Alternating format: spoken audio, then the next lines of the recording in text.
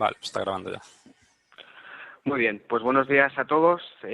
Muchas gracias por unirte a este webcast de recomendaciones y buenas prácticas en nuestras gamas de firewalls de próxima generación y de nuestra gama de appliances de acceso remoto seguro de Secure Mobile Access. Yo soy Eduardo Brenes, soy Territory Manager de Honeywell para las zonas centro-sur de España. Está con nosotros también Alex Vázquez, que es nuestro preventa. Si quieres saludar, Alex. Hola, ¿qué tal a todos? Buenos Y días. nada, lo primero quería desearos mucho ánimo en esta situación, que espero que vosotros y vuestras familias allegados estéis bien, porque son tiempos complicados y espero que la situación pues vaya evolucionando bien. Y bueno, pues estamos en una situación muy especial que nunca habíamos vivido en la historia y por eso queríamos cumplir los propósitos con esta sesión. En primer lugar, pues ver qué peligros se están produciendo por el hecho de que estemos todos teletrabajando desde casa, porque como sabéis estamos viendo muchos ataques que comentaremos a lo largo de la presentación también debido a los workarounds, las soluciones así temporales que se están implementando en este sentido y que dejan configuraciones de redes muy expuestas y vulnerabilidades bastante graves, porque desgraciadamente pues los ciberatacantes no hacen cuarentena de su labor. Y en segundo lugar, vamos a ver qué soluciones tenéis a vuestra disposición para seguir manteniendo las operaciones de forma eficiente, pero también de forma segura. Con esas dos gamas de soluciones, con las dos opciones que tenemos de acceso remoto seguro, que son nuestros firewalls de próxima generación, que como sabéis se pueden utilizar como terminador de túneles VPN SSL, y nuestra gama de soluciones de acceso remoto seguro, Secure Mobile Access, que son específicos para esta funcionalidad, para VPN SSL. Y bueno, pues Alex nos va a contar algunas mejores prácticas a este respecto en las dos gamas. Y bueno, al final de la sesión también, para las dos opciones, pues vamos a dejar claro qué tipo de licencias, soluciones podemos adquirir, ¿vale? Y os contaremos también cómo descargar una licencia temporal, pues si queréis también ofrecerlo a algún cliente, etcétera, ¿vale? Entonces, bueno, si pasamos, a ver si puedo pasar. Sí. Vale, bueno, pues un poco la línea que comentamos, bueno, nosotros como compañía de ciberseguridad global consideramos que nuestra labor también es ayudar a los clientes a continuar con sus operaciones pues de forma segura, pero en esta situación en la que nos encontramos más todavía, porque estar accesible en cualquier momento y en cualquier lugar pues ha cambiado las tecnologías de la información para siempre, ¿no? Y nadie pues anticipaba una situación como la que estamos viviendo. Esto ha sido como un simulacro de teletrabajo a gran escala, pero sin tener nada preparado y en real, ¿no? Y bueno, pues todos hemos vivido situaciones muy complejas desde el lado del cliente que debe dar respuesta a la alta demanda de teletrabajadores y desde el lado del proveedor tratando de dar respuesta a ese volumen de peticiones, ¿no? Entonces llevamos 4 semanas muy intensas, ¿no? Estas 4 semanas que llevamos en confinamiento, en esta cuarentena. Y bueno, pues este ha sido pues el mayor experimento a nivel mundial de fuerza de trabajo móvil, pero llevado al extremo a todos los empleados y en real, ¿no? Y bueno, hemos pasado del típico 20% de personas que usualmente teletrabajamos al 100% de un día para otro, ¿no? Desde el 10 de marzo. Y bueno, pues la mayor parte de las personas que estamos conectadas a esta sesión pues ya teletrabajábamos porque nos movemos en un entorno digital, pero claro, en otros entornos así más tradicionales pues esto ha sido un problema muy grave y tenemos que intentar ayudar a estas personas en esta transición, ¿no? que deben teletrabajar, ¿no?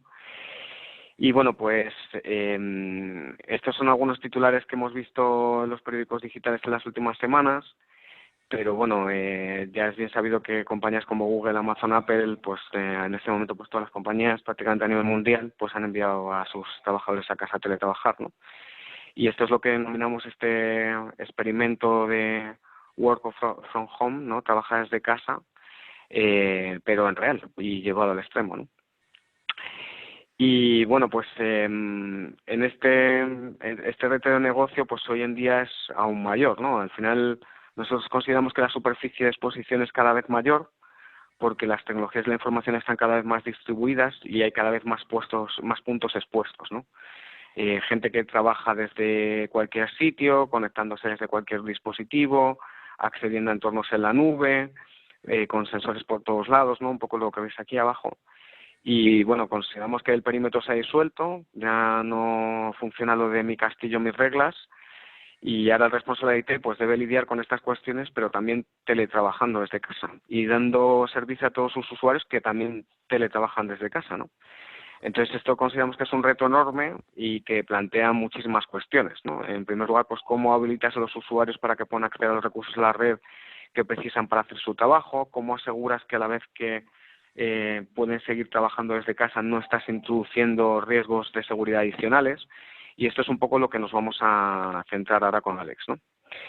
Bueno, nosotros consideramos también que el panorama de ciberamenazas pues está introduciendo nuevas técnicas de ataque, porque como hablábamos, los ciberdelincuentes pues no hacen cuarentena de su labor. Y aquí podéis ver algunos titulares de cómo los ciberatacantes están aprovechando esta situación de éxodo masivo de los trabajadores a casa para perpetrar más ataques, ¿no?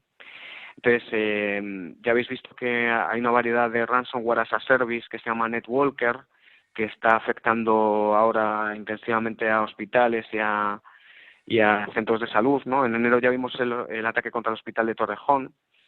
Y bueno, como luego veremos esto es porque, como hablábamos, estamos viendo muchas soluciones temporales alternativas, workarounds de acceso remoto seguro, pues publicando servidores terminal server mediante protocolo RDP o con conectividad any-to-any para superar este pico de empleados que deben teletrabajar. Y esto pues está dejando configuraciones de redes muy expuestas, ¿no? Y bueno, desgraciadamente los ciberatacantes, como decíamos, no hacen cuarentena de su labor, saben cómo capitalizar con éxito este tipo de situaciones, y el brote de coronavirus pues es una gran oportunidad para ellos para lanzar campañas de phishing basadas en el miedo, con ataques de ingeniería social, malware móvil, etcétera, ¿no? Por ejemplo, estamos viendo mucho malware desplegado en los mapas con los afectados por coronavirus, aplicaciones descargables con supuesta información de coronavirus que los usuarios están descargando y que realmente eran maliciosas. Entonces, tenemos que decir a los empleados que no descarguen aplicaciones de este tipo que no provengan de organismos oficiales, ¿no? También hemos visto una explosión de emails de phishing relativos a coronavirus, en plan, pincha aquí para conseguir tus mascarillas, o en plan, pincha aquí para saber todo lo que necesitas para no infectarte de coronavirus, ¿no? En la que muchos usuarios también están picando, ¿no? Y bueno, hace 3 semanas vimos un ataque en República Checa, un caso de un centro que lleva a cabo pruebas de investigación sobre coronavirus, que se vio obligado a detener su actividad debido a un ciberataque. Y bueno, pues hay algunos operadores de malware que evitan atacar a los hospitales. Por ejemplo, los responsables del ransomware MACE, M-A-Z-E, pues han declarado que no atacan a hospitales, a centros de cáncer, a hospitales de maternidad, pero claro, no todos los ciberatacantes pues siguen este código ético, entre comillas, ¿no? Porque también aprovechar esta situación para atacar a un hospital pues es, de verdad que es muy poco ético, ¿no? Y bueno, pues también los ciberatacantes saben que hay muchos usuarios que no han utilizado herramientas de colaboración como Microsoft Teams o Ring Central o Zoom o Webex, ¿no? Ese tipo de soluciones como la que estamos utilizando ahora de Ring Central.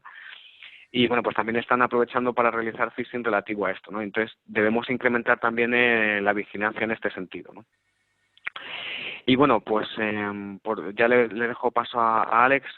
Vamos a ver cómo tratamos de mantener el negocio operativo mientras mitigamos la exposición al riesgo, ¿no? Sabiendo que todo está conectado, que es abierto, que es accesible, que las brechas de seguridad son inevitables, que las superficies de exposición está aumentando más todavía con esta situación, etcétera, ¿no?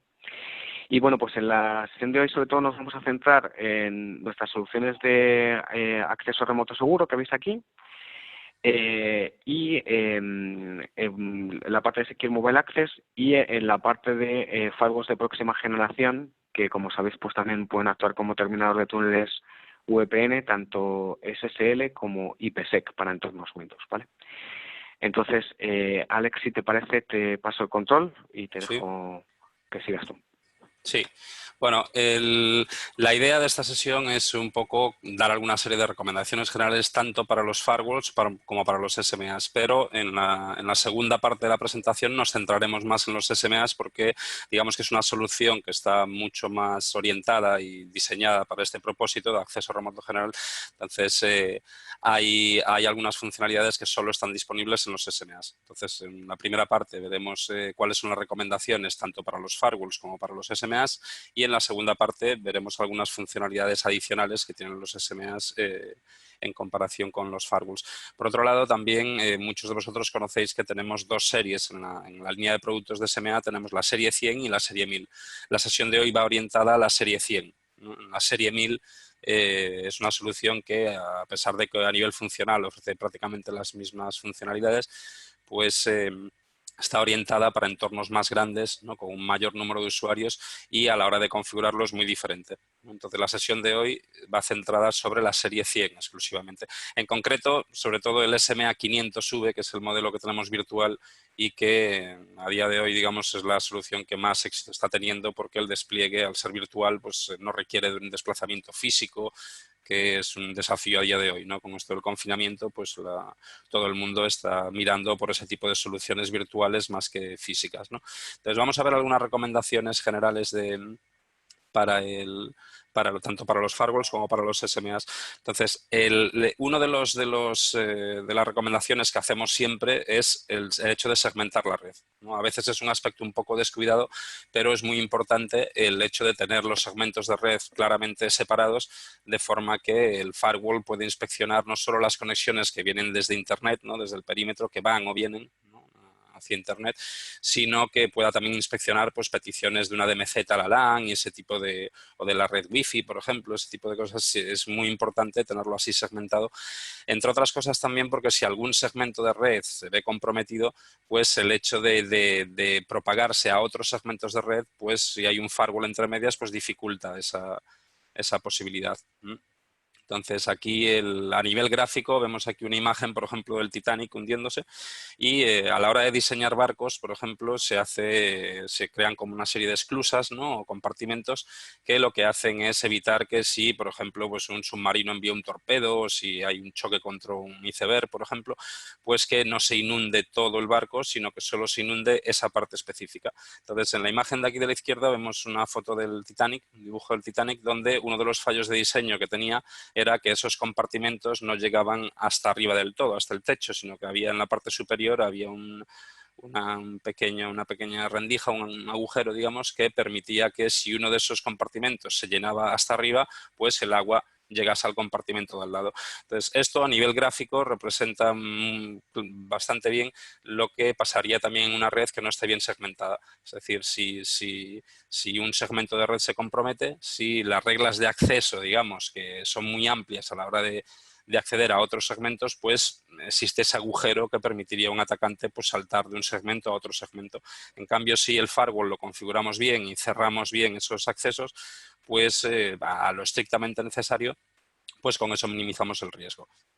Entonces, es importante el tema de la segmentación, aunque ahora mismo, si la red no está segmentada, pues quizás no sea el mejor momento de hacerlo, ya que muchas veces va a requerir de acceso físico. Pero bueno, es una recomendación a tener en cuenta, porque muchas veces cuando pensamos en seguridad, pues nos centramos mucho en servicios y ese tipo de cosas, pero nos olvidamos de esta parte de topología o de diseño, que es muy importante también.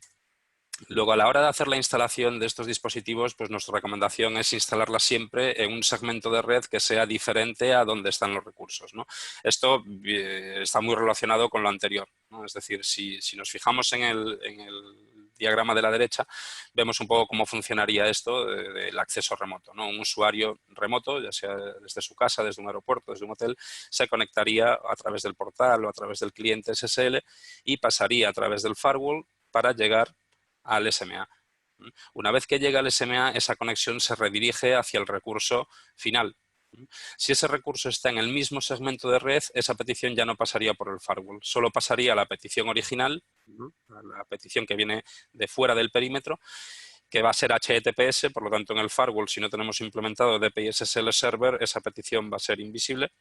Y una vez que llega al SMA, si el recurso está en el mismo segmento de red, pues ya iría del SMA hacia el recurso final. En cambio, si ese recurso está en otro segmento de red diferente, pues la petición que va del SMA hacia el recurso, pues sí que pasaría por el firewall, y el firewall ahí podría, pues, inspeccionar esa petición tanto a nivel de reglas de acceso como a nivel de servicios de seguridad, y podría actuar como una segunda barrera de protección.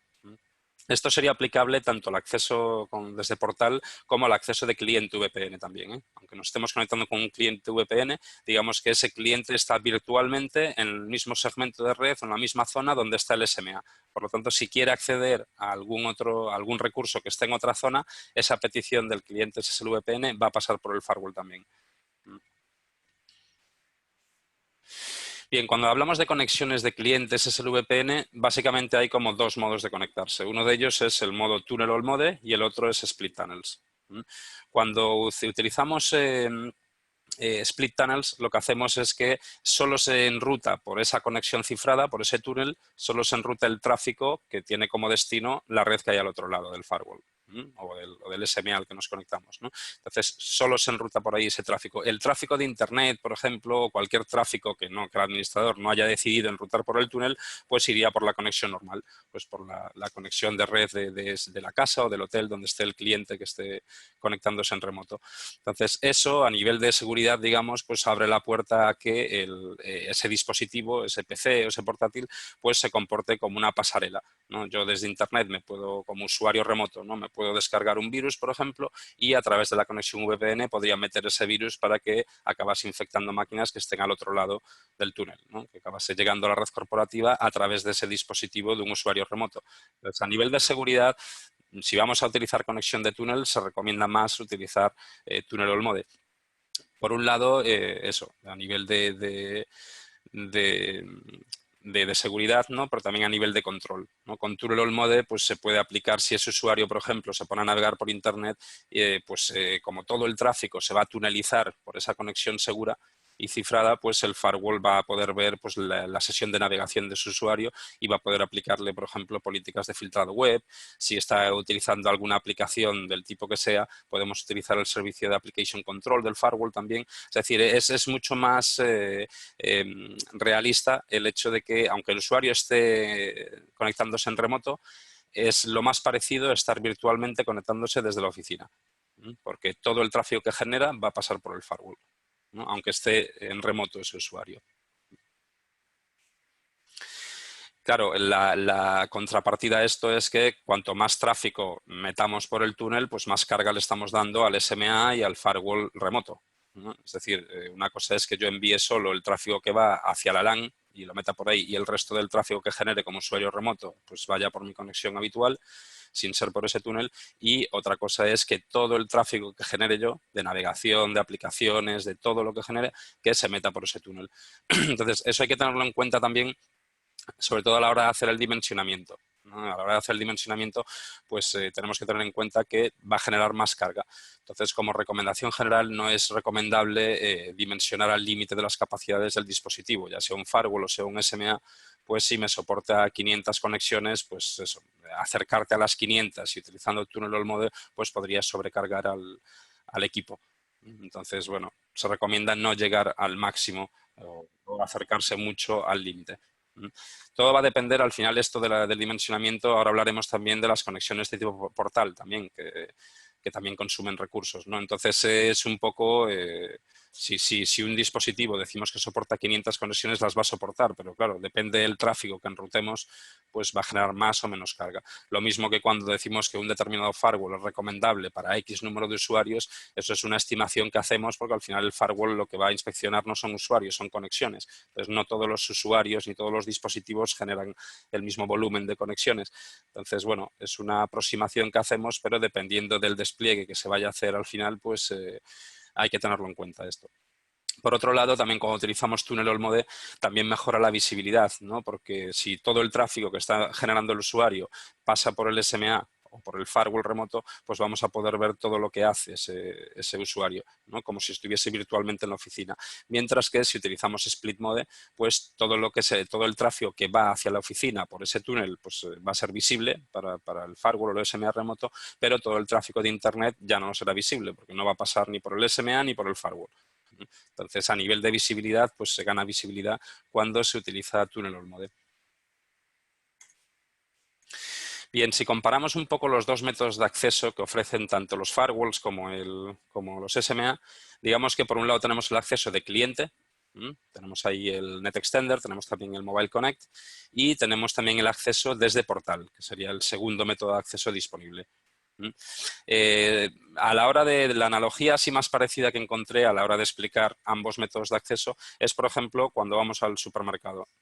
Por un lado, podemos ir nosotros al supermercado a hacer la compra, Entonces, ese sería el equivalente al Net Extender o al Mobile Connect, es decir, una conexión de cliente donde tengo un acceso pues, más directo, ¿no? Cuando me conecto se me asigna una IP y yo desde esa IP hago las peticiones y luego eso no quiere decir que por el hecho de ser una conexión directa y recibir una IP tenga acceso a todo, ¿no? Ahora hablaremos también de las políticas y de qué cosas se pueden hacer para restringir los accesos, pero de entrada tengo un acceso más directo. En cambio, cuando accedo a través de portal, tanto el firewall como los SMA se comportan como reverse proxy. Entonces, yo como usuario le hago una petición al SMA o al firewall y este es el que hace la petición por mí al recurso final. Entonces, eso sería el equivalente a si en vez de ir yo a hacer la compra a un supermercado, pues si hago el pedido online y viene alguien a traerme la compra a casa. Entonces, a la hora de pensar en los riesgos, realmente el acceso mediante bookmarks, ¿no? A través de portales, pues es como más reducido, la exposición es menor porque únicamente se tiene acceso a los recursos que se publican como bookmarks y ya digo que también a nivel de cliente se pueden crear políticas, se puede cerrar más, ¿no? Pero de entrada el método de acceso mediante bookmarks reduce la exposición, ¿no? a las amenazas, ¿no? Por otro lado, también el acceso a través de portal no requiere de ninguna instalación, de ningún cliente. Eso es algo que puede ser beneficioso bueno, nos puede ayudar en esta situación en la que estamos, donde muchos usuarios se están conectando desde casa, no desde dispositivos corporativos, ¿no? Sobre todo lo están haciendo desde dispositivos personales. Entonces, ahí son redes más de tipo Bring Your Own Device, ¿no? Donde no controlamos el endpoint. Entonces, en este caso, pues el hecho de no requerir ninguna instalación, este método de acceso, pues también hace que eso sea más sencillo de implementar porque el cliente es el navegador, ¿no? El navegador web, introducimos ahí la URL del portal, nos autenticamos como usuarios y lo que veríamos en ese portal es una serie de recursos pues, de tipo terminal server, SSH, Telnet, FTP, carpetas compartidas, es decir, múltiples recursos, ¿no? Entonces, bueno, digamos que evitaría la necesidad de hacer un despliegue de un cliente que quizás en la situación en la que estamos pues podría complicar un poco las cosas, ¿no? Como decía antes, a nivel de recursos es más costoso. Es decir, cuando se hace una conexión directa desde el cliente SSL-VPN, digamos que el firewall o el SMA simplemente tienen que cifrar y descifrar SSL, ¿no? Eso es una tarea costosa, pero una vez que descifras SSL y tienes el paquete original, lo reenvía al recurso final que corresponda, ¿no? En cambio, cuando hace de reverse proxy, además de esa tarea de cifrado y descifrado SSL, tiene que modificar esa petición porque realmente no es la petición original, del usuario lo que se va a enviar al recurso final, sino que es el propio SMA el que va como impersonal al usuario y va a hacer la petición en su nombre. Entonces eso a nivel de carga genera más carga. Lo comento también por lo que hablábamos en el punto anterior del dimensionamiento. No es lo mismo 100 usuarios conectándose con cliente VPN en modo split tunnel que 100 usuarios conectándose a través de portales SSL haciendo reverse proxy, ¿no? Es más costoso lo segundo. Entonces hay que tener esto también en cuenta. Por otro lado, aunque los firewalls sí que soportan portal de bookmarks, porque solo está limitado a un solo portal, en el caso de los SMA se pueden crear múltiples portales, también está limitado en cuanto a los tipos de bookmarks que se pueden publicar, ¿no? En el caso de los firewalls solo se pueden publicar bookmarks de tipo terminal server, VNC, Telnet y SSH, mientras que en los SMAs, además de esto, se pueden publicar recursos de tipo Citrix, por ejemplo, de tipo carpetas de red compartidas, ¿no? File shares, FTP, por ejemplo, y no sé si se me olvida alguno más, pero bueno, digamos que es más amplio en cuanto a los bookmarks que se pueden publicar. Por lo tanto, si se quiere proporcionar algún acceso de este tipo y si quieren utilizar portales, los firewalls podrían quedarse limitados y no haría falta un SMA. A la hora de configurar también las políticas, pues como comentaba antes Edu, pues se han hecho las cosas un poco deprisa y corriendo, ¿no? Un poco el objetivo inicial, una vez que se decretó el estado de alarma y el confinamiento domiciliario, pues era el dar acceso lo antes posible, ¿no? Para que las empresas no se detengan y puedan seguir trabajando todos los usuarios. Usuarios que estaban habituados a trabajar desde la oficina y muchas veces no tenían ningún portátil corporativo ni nada, no formaban parte del equipo móvil, digamos, de esa empresa, ¿no? Sino que eran usuarios que iban físicamente a la oficina. Entonces, el hecho de tener que irse a sus casas, pues ha hecho que a la hora de acceder tengan que hacerlo desde dispositivos que normalmente no utilizan para conectarse a a la empresa, ¿no? Entonces, bueno, a la hora de configurar las políticas se ha hecho todo un poco rápido con esa idea en mente, ¿no? De acceso, acceso, acceso. Ahora en esta segunda fase lo que queremos nosotros reforzar desde SonicWall es la parte de securización de esos accesos, ¿no? Un poco ahora que ya se ha conseguido el primer objetivo, pues intentar pues, que sean lo más seguro posibles esos accesos y en esta sesión el objetivo es un poco ese, ¿no? ¿Qué herramientas podemos utilizar tanto en los firewalls como en los SMAs para conseguirlo? Entonces, a la hora de dar accesos a los diferentes usuarios o grupos, pues se recomienda, en vez de hacer un acceso global, decirle pues que todo el mundo tenga acceso a toda la LAN, por ejemplo, y a toda la DMZ o a todos los segmentos. Vale, eso es más rápido de configurar y con eso, pues a nivel de acceso ya pues salvas la papeleta, digamos. Pero cuando a la hora de securizar los accesos, pues no es la mejor práctica. Realmente cada usuario debería tener acceso solo a los recursos mínimos necesarios. Entonces, para ello lo que se puede hacer es pues utilizar las políticas, en vez de utilizar únicamente políticas globales, puedes utilizar políticas a nivel de grupo de usuarios y a nivel de usuarios individuales. La forma en la que funciona el SMA y los firewalls también es con un sistema de herencias, ¿no? Es decir, si yo a nivel global puedo definir unas políticas y puedo hacer que esas políticas las hereden todos, pero a nivel de dominio o a nivel de grupo también puedo definir otras políticas que la van a heredar los miembros de ese dominio o de ese grupo y a nivel de usuario individual también puedo definir políticas ahí. Entonces, al final, utilizando este sistema de herencia, pues un usuario puede recibir permisos, digamos, o tener mayor visibilidad por la configuración que tenga ese usuario específico, la pertenencia a los grupos o dominios y también a nivel global. Por otro lado, también la mayoría de organizaciones pues, tienen algún servidor de autenticación centralizado, ya sea el EDAP o Radius, por ejemplo. Entonces, el hecho de integrar la solución, ¿no? Tanto el firewall como los SMAs, integrarlos con estos servidores de autenticación simplifica mucho las cosas, porque no tenemos que crear a mano grupos locales ni usuarios locales, sino que esa parte ya está creada. Integramos el firewall o el SMA con ese servidor de autenticación y podemos importarnos los grupos o los usuarios al dispositivo para después aplicarle las reglas que consideremos. Entonces, toda esa parte de, por un lado, de trabajo, de mantenimiento adicional que implicaría crear todos esos grupos y usuarios, nos lo ahorraríamos. Y por otro lado, también el hecho de, al integrarse, digamos que tendríamos todo mucho más centralizado. Si algún usuario, pues hay que borrarlo de la organización, del servidor LDAP, por ejemplo, si no lo tenemos integrado, tendríamos que borrarlo del LDAP y también del SMA o del firewall, ¿no? Cuando utilizamos usuarios locales. En cambio, si está integrado ya con un servidor de autenticación centralizado, pues en el momento en el que se borre ese usuario de ese servidor de autenticación centralizado, pues ya dejaría de tener acceso también a través del firewall o del SMA cuando utilicen estos métodos de conexión.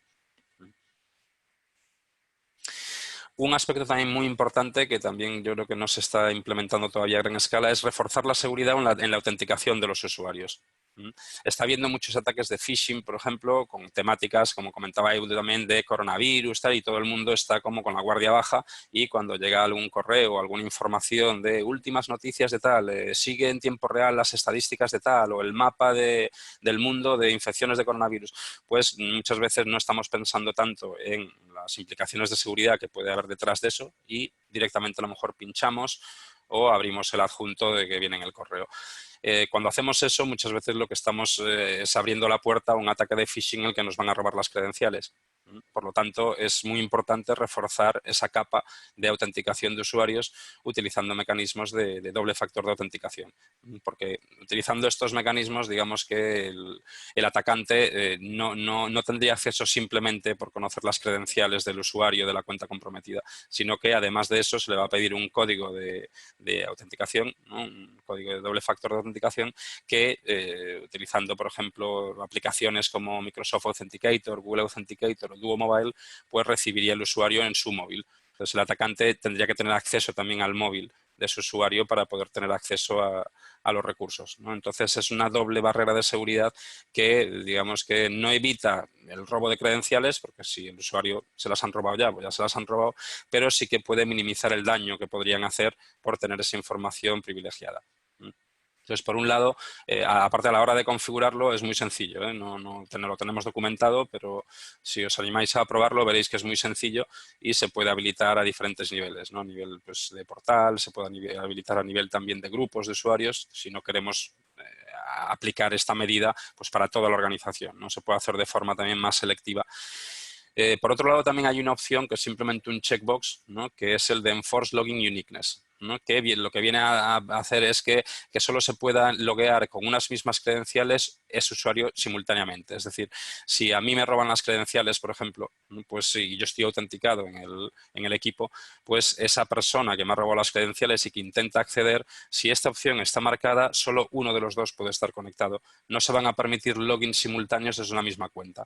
Entonces, esta opción, pues para usuarios individuales puede ser útil, pero puede haber casos legítimos en los que a lo mejor no interese, ¿no? Hay veces que a lo mejor se están utilizando cuentas genéricas pues, para ciertos aspectos y a lo mejor en esos casos pues, no interesa marcar esta opción, porque a lo mejor hay varios usuarios que van legítimos, que van a utilizar esas mismas credenciales para acceder a algún recurso. Entonces, en esos casos, pues no se habilitaría esta opción. De todas formas, también es granular, se puede habilitar a nivel de usuario individual o a nivel de portal. Entonces podemos decidir también qué nivel de implementación queremos hacer. Pero también con esto, que es simplemente un checkbox, pues minimizaríamos también las posibilidades de daño ante un robo de credenciales. Bien, estas tres aplicaciones son las que recomendamos. También soportamos otros métodos de doble autenticación, como por ejemplo el envío de un código a través de correo electrónico, incluso a través de SMS, ¿no? Pero en el caso del correo electrónico, por ejemplo, no es una opción que recomendemos porque muchas veces cuando a un usuario le han robado las credenciales, pues es muy probable que tengan acceso a su correo también. Entonces ahí es más fácil de que el atacante tenga acceso, que pueda realmente acceder, porque eso, primero pondría las credenciales del usuario en la autenticación del cliente VPN o del portal y después accedería al correo electrónico para coger el código y ponerlo. Si utilizamos un mecanismo como los que comentábamos antes, ¿no? Google Authenticator, Microsoft Authenticator o Duo Mobile, pues ahí ya requeriría el acceso al teléfono móvil y eso ya es más difícil. Vale, otra configuración también interesante que también tenemos tanto en los firewalls como en los SMAs es lo de bloquear las conexiones por IP de origen. Entonces se puede utilizar tanto GeoIP o botnet, ¿no? Cuando utilizamos el servicio de anti-botnet, lo que hacemos es detectar conexiones que vienen desde IPs de baja reputación. Puede ser alguna botnet, por ejemplo, o puede ser alguna otra IP que esté considerada de baja reputación por la actividad que ha generado y todo eso se monitoriza. Entonces, nosotros tenemos nuestras propias bases de datos de reputación de IPs y podemos controlar eso para evitar que una IP de baja reputación esté accediendo al dispositivo. Y por otro lado también utilizar el módulo de GeoIP para bloquear los accesos en función de la procedencia de la IP, del país de procedencia de esa IP, ¿no? Es decir, hay muchas empresas, por ejemplo, muchos clientes de SonicWall que a lo mejor solo operan desde España. Los usuarios cuando se conectan en remoto pues van a estar en España, no van a estar a lo mejor en otros países. Y si lo están, pues la política simplemente tiene que incluir esos países para permitir conexiones desde allí, pero podríamos configurar el dispositivo para decirle solo admite conexiones que provengan desde IPs españolas, por ejemplo. Entonces, en ese caso, si hay alguien que ha robado las credenciales de algún usuario y se está conectando desde cualquier otro país, pues solo por la IP desde la que está accediendo, pues ya lo detectaría.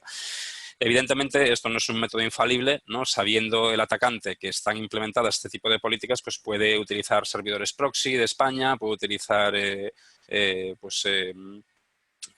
servicios de VPN para decirle que quiere salir desde una IP española, por ejemplo, y tal. O sea, es fácilmente saltable, digamos, pero la idea aquí es combinar un poco todas las recomendaciones que estamos dando aquí para intentar reducir los riesgos. Entonces, esto es otro mecanismo que podría encajar para poder operaría a nivel de IP, pero tendría en cuenta la procedencia de esa IP a la hora de permitir o de negar el acceso.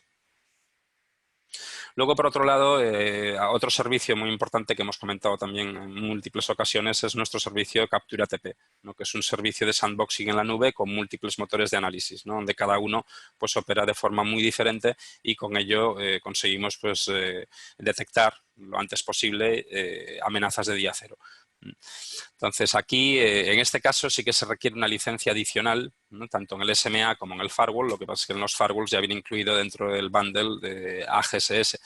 Entonces, bueno, si tenemos servicios de seguridad, es muy probable que tengamos Captura TP porque va incluido ya dentro de ese paquete. En el caso del SMA, este servicio de momento solo está disponible para bookmarks de tipo file share. O sea, no lo podríamos utilizar para bookmarks que sean de otro tipo, como el tipo pues, HTTP o HTTPS, por ejemplo. Pero lo que sí que se puede hacer es combinar este servicio de captura TP con el firewall. Y eso se podría hacer pues si volvemos un poco a la diapositiva inicial donde mostrábamos la recomendación de instalar el SMA en un segmento de red diferente a donde están los recursos, pues con eso hacemos que el tráfico que pasa por el SMA, el tráfico de los usuarios remotos que llega hasta el SMA lo redirigirá hacia el recurso final, que al estar en otra zona, esa conexión pasaría a través del firewall y ahí entonces podríamos aplicar servicios de seguridad, entre ellos captura TP.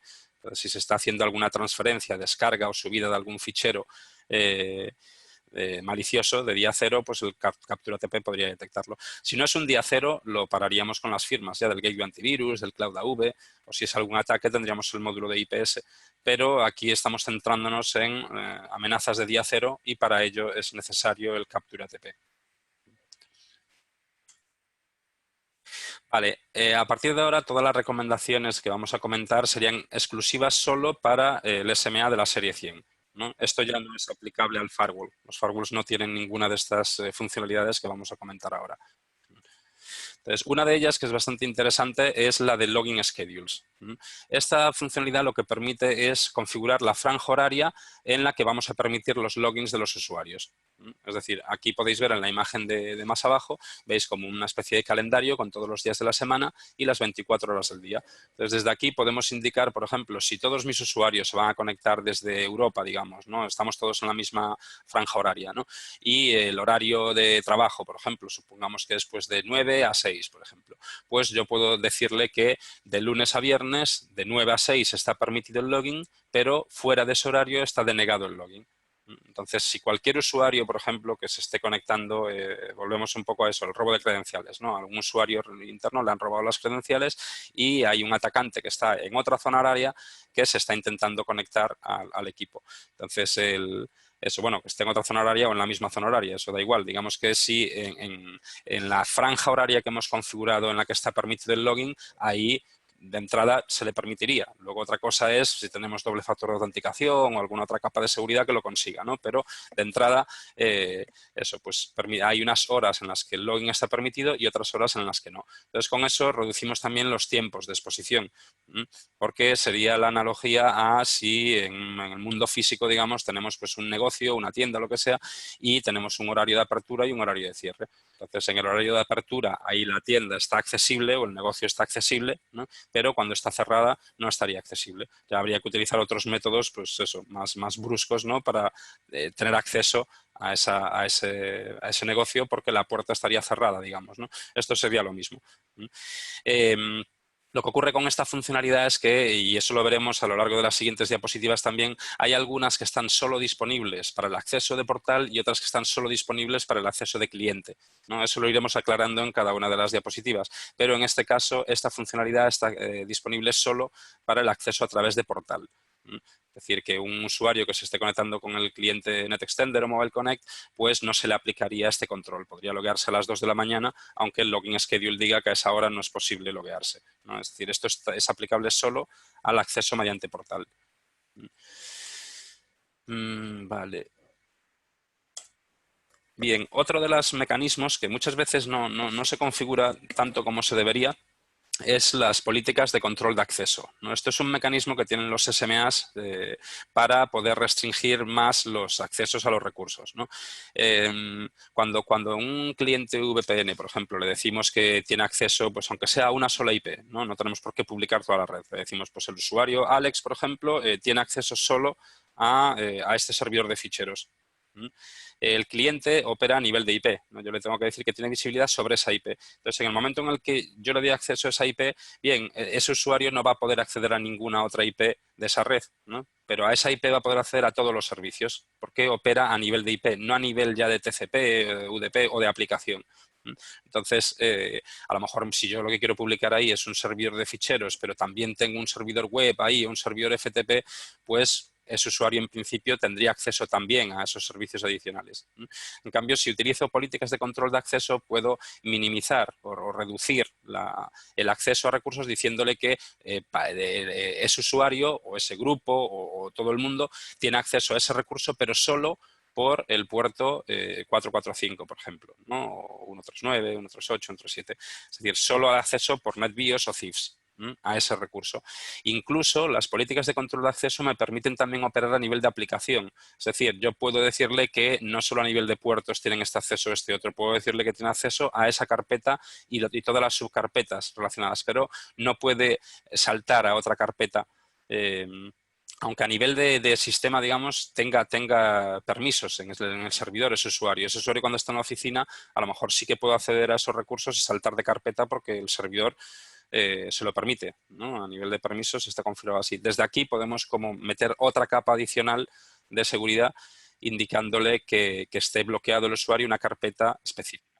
Lo mismo con recursos web también. Podemos decirle que tiene acceso a un servidor web, pero solo a determinadas URLs, ¿no? Y bloquear el acceso a otras URLs diferentes.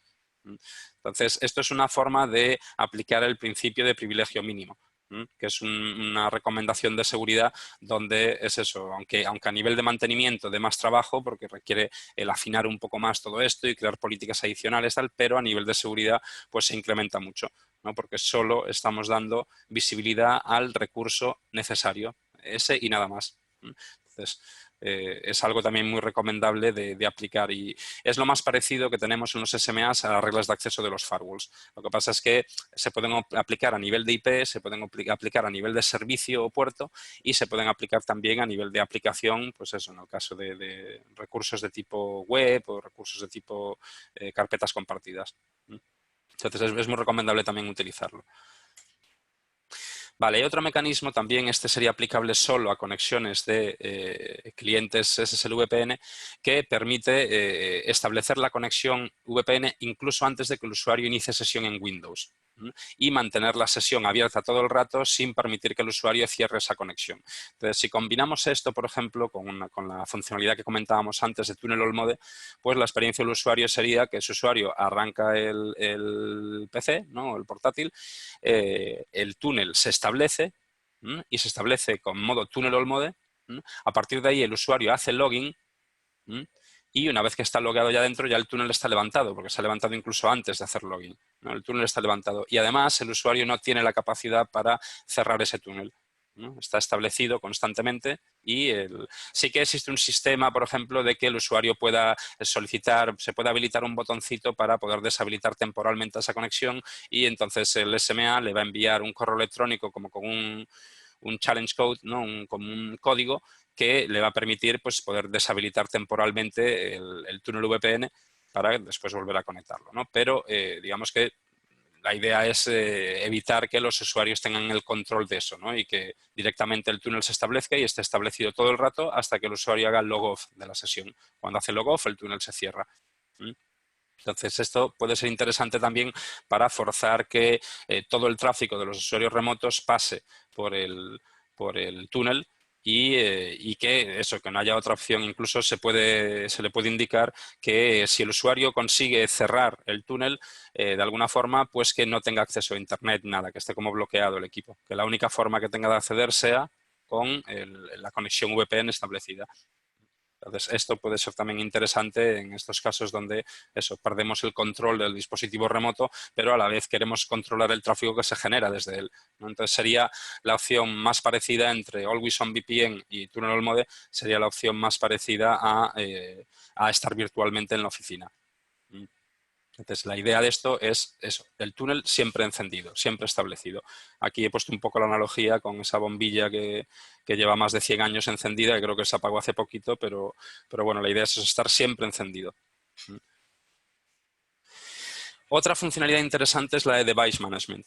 Esto, ahora hablaremos de otra que es Endpoint Control, que pueden parecer similares, pero tienen sus diferencias y, bueno, es interesante también ambas, ¿no? Pero bueno, en este caso quizás esta Device Management sea más aplicable en entornos de Bring Your Own Device, ¿no?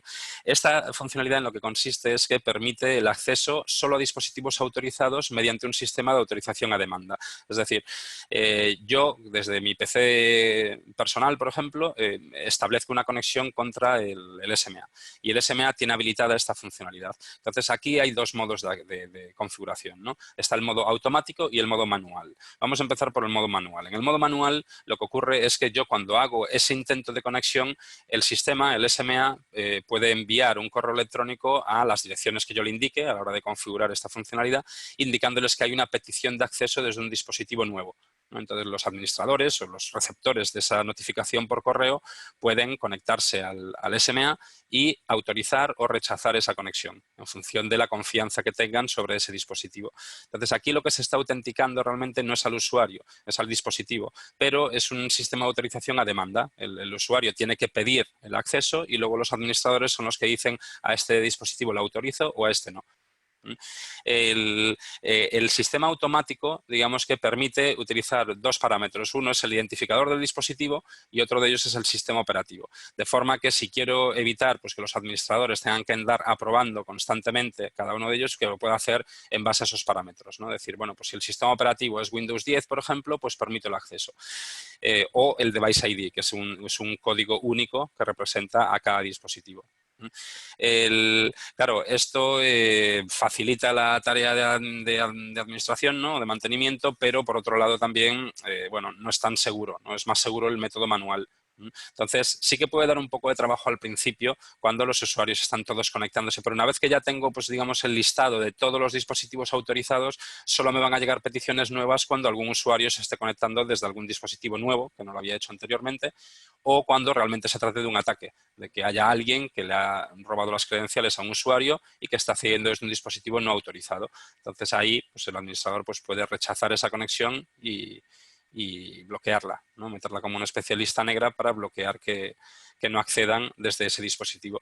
Entonces, es eso. En estos casos donde tenemos redes de tipo Bring Your Own Device, porque todo el mundo está desde sus casas trabajando con dispositivos no corporativos, pues puede ayudar bastante a discriminar un poco qué dispositivos están autorizados y cuáles no.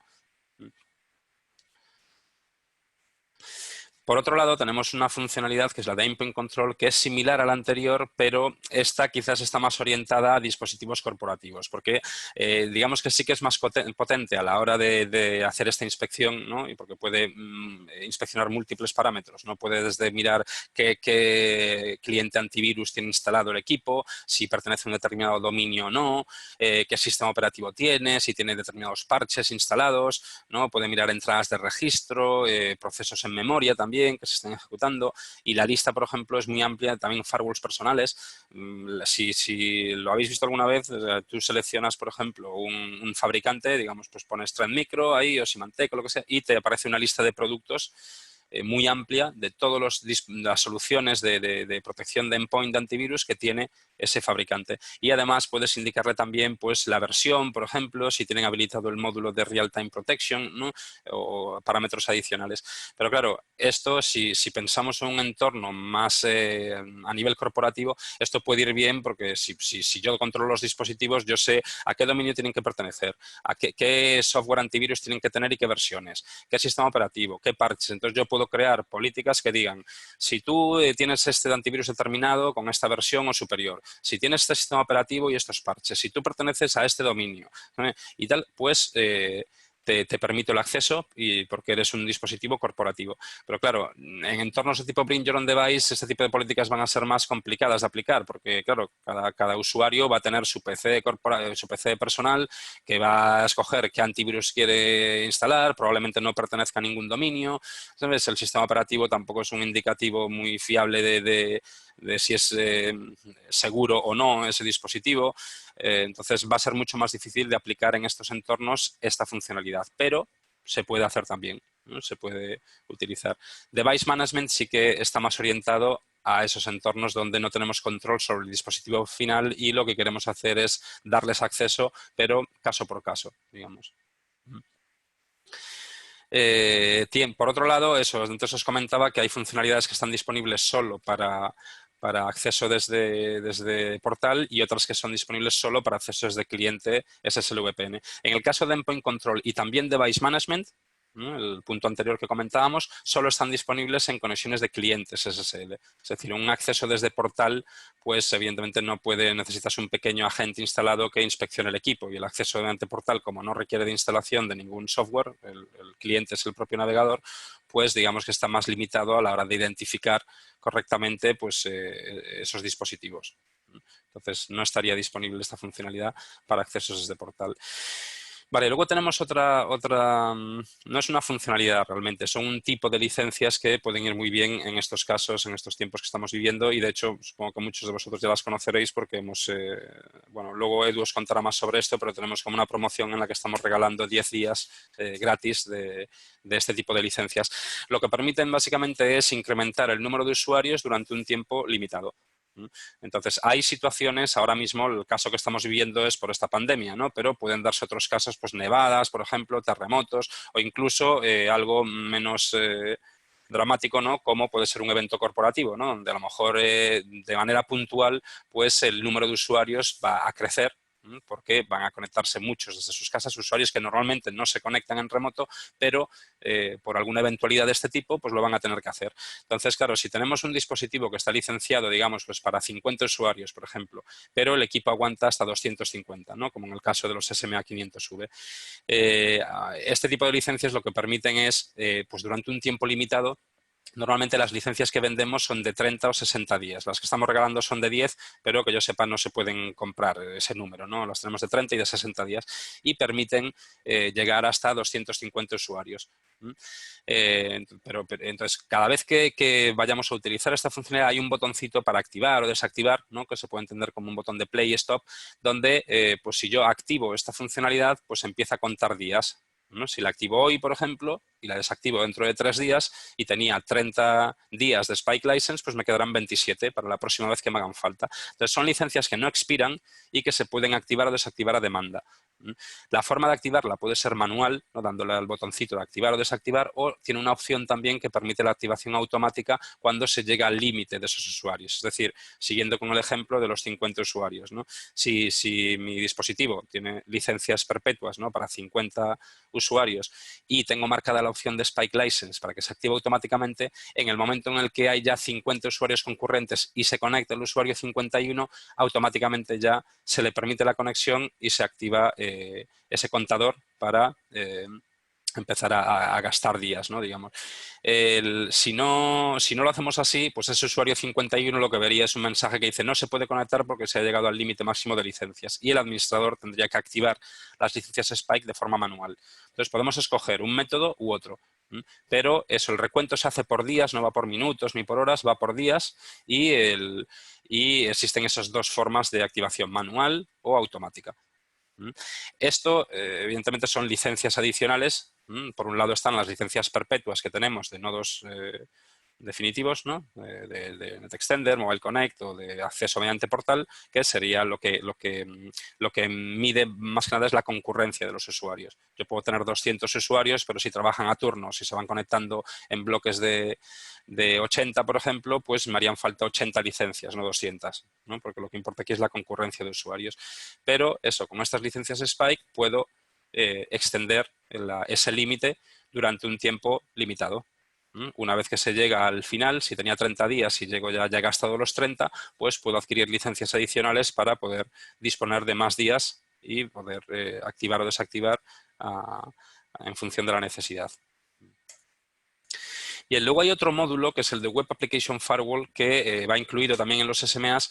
Este módulo, aunque realmente el uso más habitual que se le da es cuando queremos proteger aplicaciones web que tenemos dentro del perímetro de seguridad del firewall, sí que aquí se podría utilizar también como una medida adicional, de forma que si yo quiero publicar en un portal de bookmarks, ¿no? Si yo publico, por ejemplo, recursos web, ¿no? Y quiero protegerlos con este módulo, lo podría hacer también, no pensando tanto quizás en que el propio usuario sea quien ataque esos recursos web, pero si al usuario le roban las credenciales, por ejemplo, y alguien consigue acceder a ese portal, un usuario no legítimo, y puede acceder a esos recursos web, pues podría también atacarlos. Ya no solo robar información que pueda haber allí en esos recursos, sino también atacarlos para tomar un control total sobre ese dispositivo y desde él poder pivotar a otras máquinas de la red, aunque ese usuario no tenga acceso eso, si se toma control de ese recurso, de esa máquina a nivel total, ¿no? Pues podría también propagarse a otros, o podría también, pues, podría hacer ataques de tipo, pues, cross-site scripting, por ejemplo, y poner algún enlace malicioso que cuando los usuarios pinchen en él, pues los lleve a algún sitio web, por ejemplo, que descargue algún malware o que... Entonces, digamos que es eso, lo que evita este módulo es ataques específicamente web, ¿no? Cross-site scripting, SQL injection, por ejemplo, cross-site request forgery, cookie tampering, hay un montón de ataques. Es un servicio que funciona tanto con firmas como con reglas personalizadas que se pueden crear también. Entonces, aunque no es el uso más habitual que se le suele dar, porque está más pensado para usuarios externos, no para usuarios internos, es algo a tener en cuenta si se quieren, pues, securizar más los recursos web que vayamos a publicar en los portales, ¿no? Este módulo también requiere de una licencia adicional. Bien, pues le paso el testigo a Edu para que nos cuente ahora un poco más sobre qué opciones tenemos a nivel de licencias y tanto desde los firewalls como desde los SMAs, pues eso, que nos cuente un poco más sobre esa parte de licenciamientos, promos y demás, ¿vale?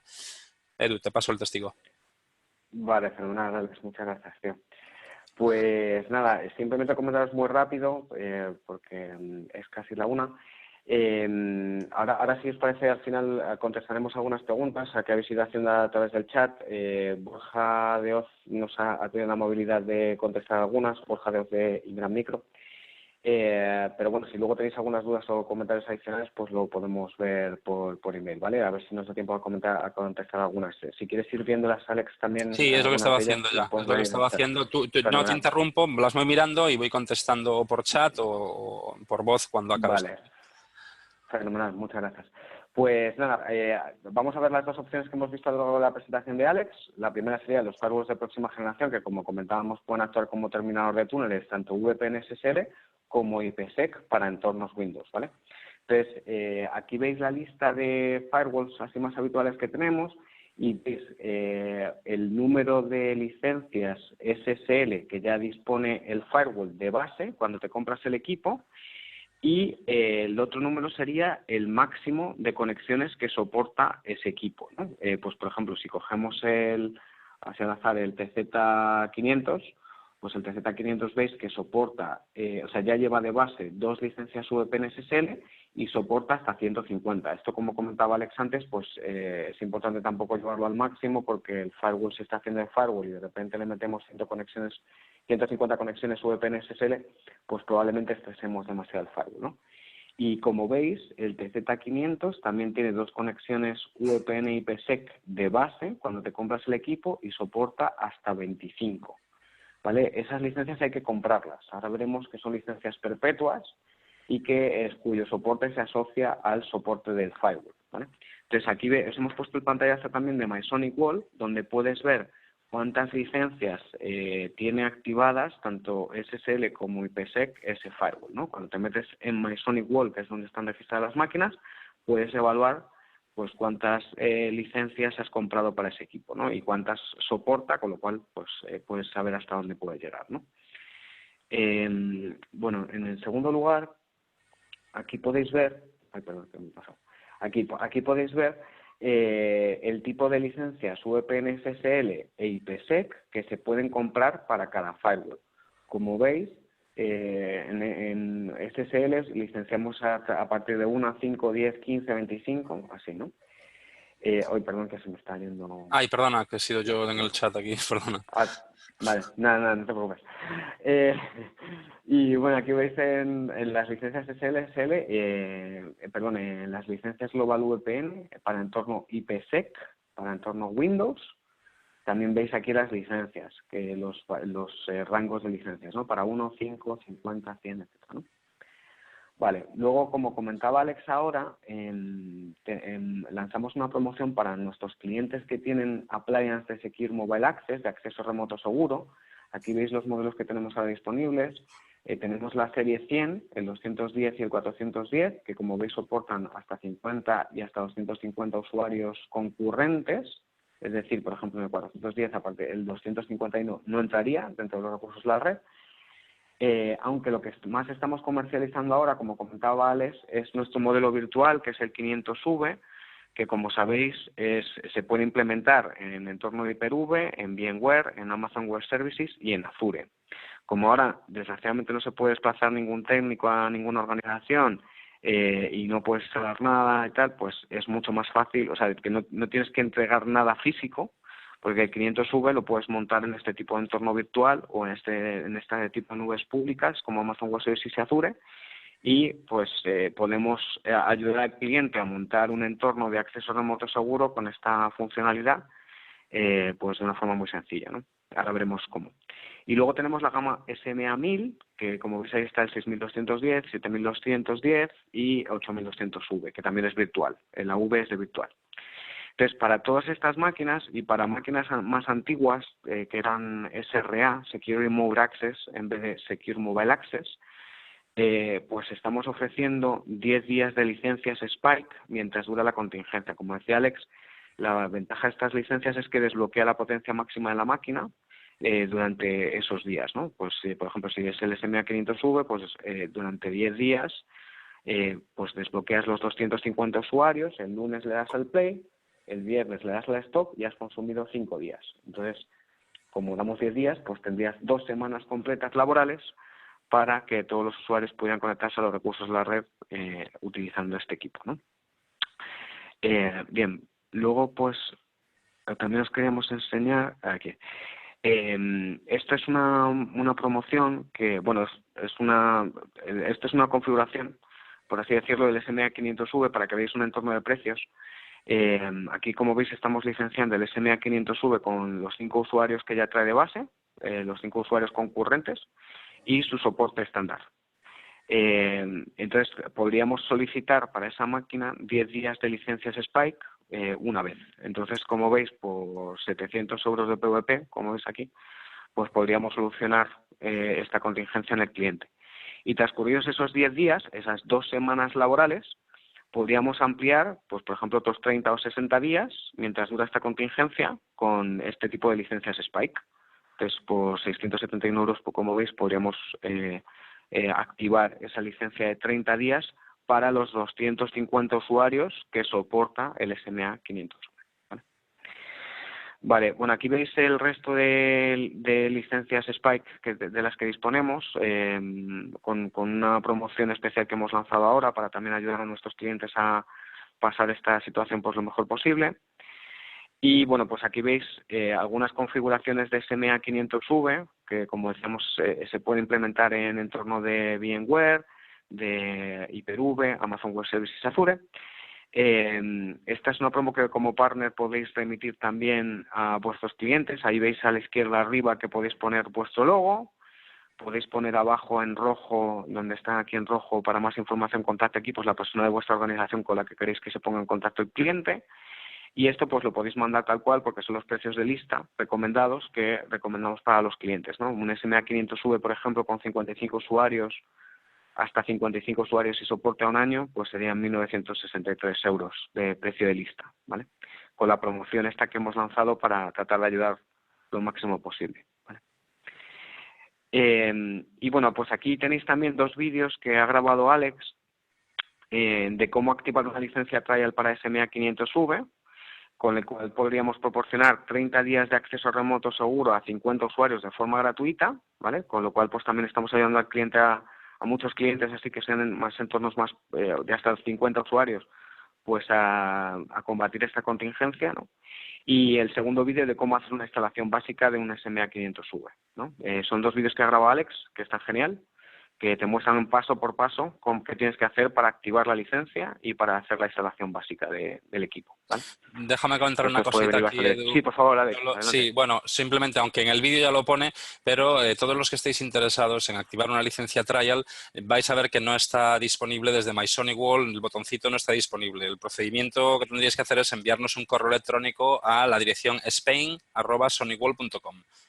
Spain, de España, ¿no? Eso es. Spain@sonyworld.com. Nos enviáis un correo ahí, nos pedís la licencia trial y nosotros hacemos la petición y os la enviamos. Suele tardar un par de horas, en el mismo día seguramente la tendréis. Y luego, por otro lado, el segundo vídeo, el de cómo hacer una instalación básica, es eso, es una instalación básica, ¿no? O sea, realmente las recomendaciones que se dan ahí es solo pues darle un direccionamiento IP, cómo se configura el pool de IPs para los clientes y tal, pero es un acceso como muy abierto. Lo comento varias veces en el vídeo, pero digamos que la idea era, ahí el objetivo era dar acceso. En esta sesión es más sobre cómo securizar esos accesos.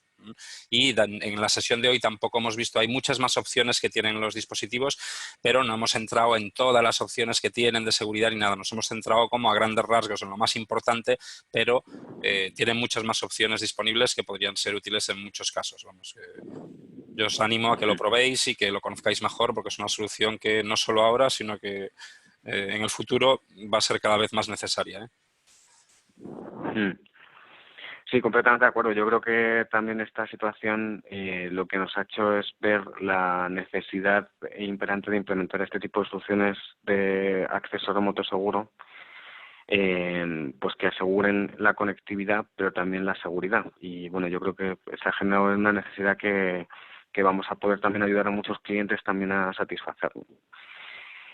Y bueno, pues simplemente comentaros aquí también esta presentación os la remitiremos también por mail y os podréis descargar vamos esta presentación y también os remitiremos la grabación por si la queréis volver a ver o si la queréis enviar a algún cliente o alguna persona. Bueno, aquí os hemos dejado también algunos links de algunas sesiones que hemos realizado anteriormente de cómo seguir operativos durante la pandemia. Bueno, pues algunos enlaces también a nuestros blogs, a entrenamiento que tenemos también en Sony World University, a distintos cursos, etcétera, ¿vale? Y bueno, pues simplemente terminar con esto, que yo creo que también pues estas son un poco las fases por las que hemos ido pasando durante esta pandemia. Yo creo que ya tenemos que estar aquí en el punto de nuevos hábitos y confianza, ¿no? El de me cuido y me protejo, veo la oportunidad del aprendizaje, ayudo a otros, me apoyo en el sentido del humor y confío en lo que me está pasando y lo que me está enseñando esta situación. Y bueno, pues cuando esto pase, pues esperemos que hayamos aprendido, que seamos más fuertes, que estemos en primera línea de salida y que podamos retomar nuestra actividad normal pues con mucha más fuerza, ¿no? Entonces, bueno, Alex, no sé si quieres Sí. comentar alguna de las preguntas y tal Bueno, rápidamente. realmente quería darle las gracias a Borja porque he estado revisando todas y yo creo que Mm, las ha contestado prácticamente todas. Pues queda aquí solo una mm, última pregunta de Paco de cómo se dimensiona el hardware necesario para desplegar los SMAs a nivel de RAM, CPU, etcétera. La forma en la que ofrecemos el SMA es con una máquina virtual ya cerrada, digamos. No cerrada, digamos, ya preconfigurada, ¿no? Es un fichero OVA o un fichero de, bueno, no me acuerdo ahora la extensión de los de Hyper-V, pero lo tenemos también para KVM, creo recordar, que también está en Hyper-V. mm. Uy, ¿qué ha pasado aquí? Eh, Perdona, perdona. Hyper-V, VMware, y eso lo Mm, tengo que verificar, pero creo que para KVM también está. Entonces, viene ya la máquina preconfigurada. Tú no necesitas crear una máquina virtual, asignarle tanta RAM, tanta CPU, ni nada. Tú la despliegas y ya automáticamente ya coge los recursos necesarios. De RAM creo que son unos 2 gigas, aunque en el Hyper-V creo que son 4, y de disco duro creo que son unos 80 gigas por ahí. Y un core utiliza. Sí, mira, aquí Alex tienen también los prerequisitos de VMware y Sí, de sí, Hyper-V. Aquí de dejas hecho esos sí. enlaces. Ahí tenéis ya los enlaces, o sea que si os lo miráis ahí ya lo tenéis.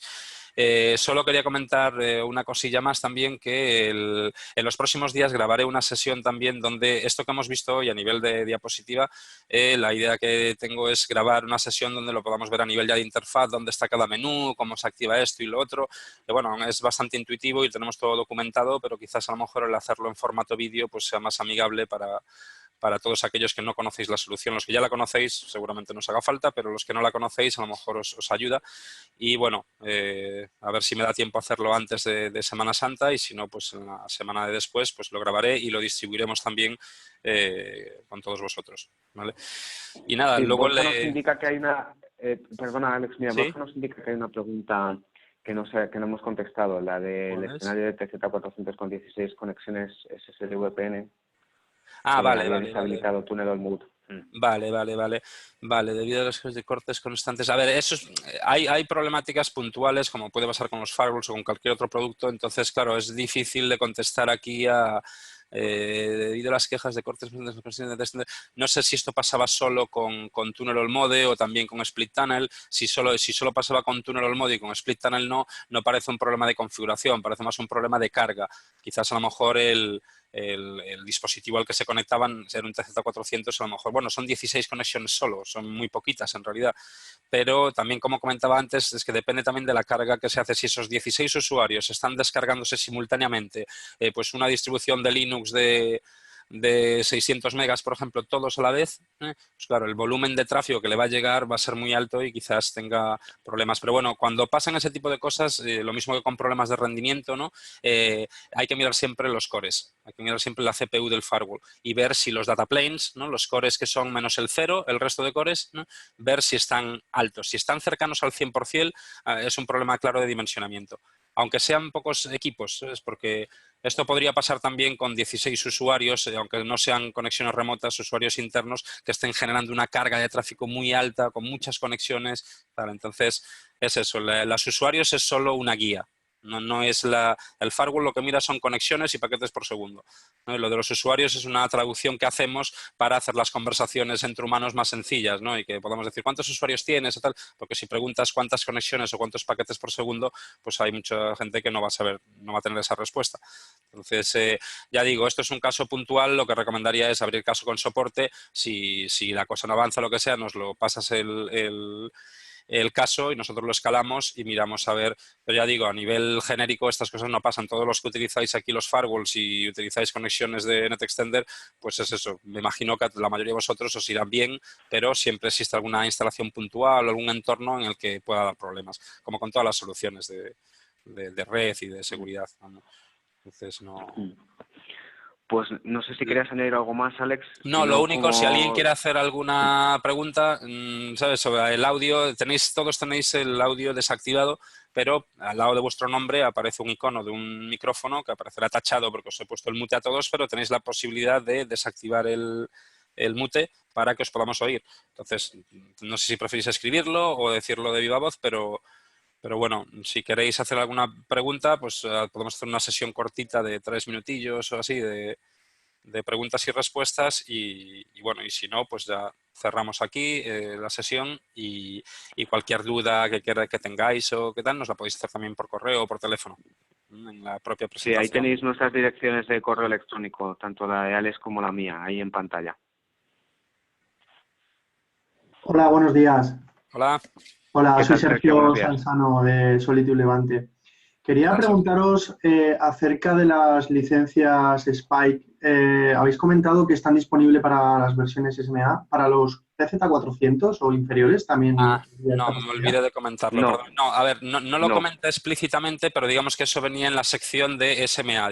A partir de la primera parte de la sesión era aplicable tanto a los firewalls como a los SMAs, pero en la segunda parte eran recomendaciones solo para los SMA. Sí que es cierto que en la diapositiva no lo ponía, quizás tenga que añadirlo eso para que quede más claro, pero solo están disponibles en los SMAs. Vale, muchas gracias. Sí, desgraciadamente las licencias Spike solamente las tenemos disponibles para los Secure Mobile Access. Es una funcionalidad que damos en la parte de Secure Mobile Access. Y es otra de de las funcionalidades y beneficios que ofrecemos que hacen que sea mucho más interesante en muchos casos implementar este tipo de solución en vez de utilizar el firewall como un terminador. Incluso a nivel de costes podría ser interesante porque en el caso de los firewalls la licencia se compra y son perpetuas ya y a lo mejor hay gente que, pues eso, que se plantea comprar un montón de licencias que realmente cuando todo esto pase, pues muchos no van a utilizar ni la mitad seguramente. En este caso sí que pueden tener pues unas licencias definitivas que cubran su fuerza móvil, digamos, la gente que realmente necesita trabajar desde fuera de la oficina y luego utilizar las licencias Spike para cubrir temporalmente a todos esos usuarios que trabajan siempre desde la oficina, pero que se han visto forzados a trabajar desde casa por la situación que estamos viviendo. Entonces, es eso, quizás se adapta mejor a este tipo de situaciones los SMAs con las licencias de Spike que los firewalls con las licencias perpetuas de SSL VPN.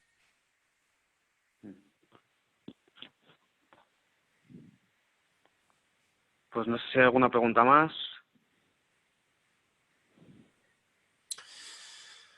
Vale, pues eso, si no hay más dudas, lo dejamos aquí. Lo que sí, eso, ahí en la diapositiva tenéis ahí las direcciones de Edu y mía. Si queréis hacer alguna pregunta por correo o por teléfono, aquí estamos, ¿vale? Para ayudaros en lo que necesitéis. Eso es, pues nada, muchísimas gracias por vuestra atención y por vuestro tiempo. Remitimos la grabación de la sesión de la presentación y bueno, quedamos a vuestra disposición para lo que necesitéis. Muchísimas gracias a todos. Venga, gracias a todos, ¿eh? Hasta pronto. Venga, un abrazo. Gracias, Alex. Chao. A ti también, Edu. Gracias. Venga, tío, un abrazo. Chao. Chao, chao.